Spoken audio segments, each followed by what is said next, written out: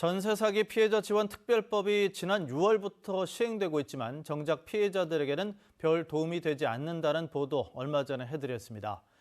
피해자를 돕기 위한 법인데 왜 피해자에게 도움이 되지 않는지 취재를 해봤더니 법망을 벗어난 사각지대가 너무 많고 지원 대책도 비현실적인 것으로 드러나고 있습니다. 신병철 기자입니다. 지난 15일 대구시 북구 침산동 집단 전세 사기 피해자들의 집에서는 세입자가 바뀌지 않도록 하는 점유 이전 금지 가처분이 실행됐습니다. 집의 소유권을 가진 부동산 신탁회사가 세입자들에게 집을 비워달라며 제기한 명도 소송과 관련해서 낸 가처분 신청을 법원이 받아들인 것입니다. 17가구가 지난 8월 전세 사기 피해자 등으로 지정됐지만 6개월 뒤 명도 소송 결과 법원이 신탁회사 손을 들어주면 집에서 나갈 수밖에 없습니다. 세입자에게 임차인 자격이 없는 신탁 전세 사기는 경매와 공매 유예 대상이 아닙니다. 특별법은 도대체 무엇 때문에 존재하는가?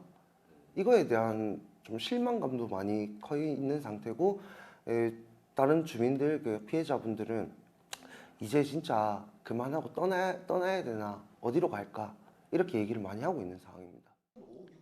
특별법은 피해자가 집을 사면 대출을 지원하는 내용도 담고 있지만 1억 원 남짓한 전세보증금이 전 재산이나 마찬가지인 피해자들에게는 그림의 떡입니다. 부부 합산 소득이 7천만 원이 넘으면 저금리 대출도 안 됩니다.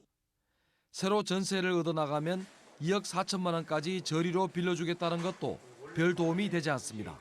전세 사기 피해를 당한 사람들이 다시 전세를 간다는 게 저희는 트라우마에 이제 쌓여 있기 때문에 다시는 그 계약서에 사인하고 싶지가 않습니다. 이렇다 보니 북구의 전세 사기 피해 17가구 중 정부가 약속한 금융 지원을 받은 곳은 한 곳도 없습니다. 주택금융공사와 주택도시보증공사에 따르면 지난 6월 전세 사기 피해자 특별법 시행 이후 2달간 정부가 약속한 저금리의 디딤돌 대출을 받은 피해자는 한 명도 없었습니다. 전국적으로 전세 사기 피해자 등으로 지정된 3,500여 명 가운데 약 15% 정도가 신탁 사기로 추정됩니다. 정부는 전세 사기 피해자 특별법을 오는 12월 개정 보완하겠다고 밝혔습니다. 전세 사기 피해자들은 실질적으로 도움이 되는 대책이 나오지 않으면 자신들은 벼랑 끝으로 내몰리게 된다면서 눈물로 호소하고 있습니다. MBC 뉴스 신병철입니다.